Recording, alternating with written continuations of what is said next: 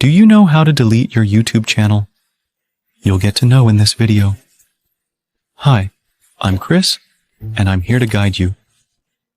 Like this video, and subscribe to our channel.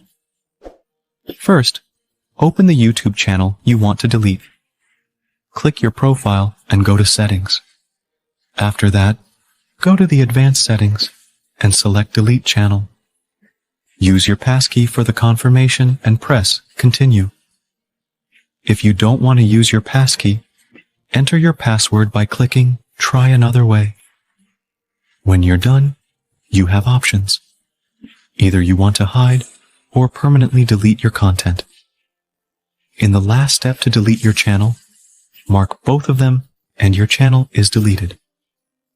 Hopefully, this video is helpful for you. To prove it, like the video and subscribe to this channel. Thanks for your time.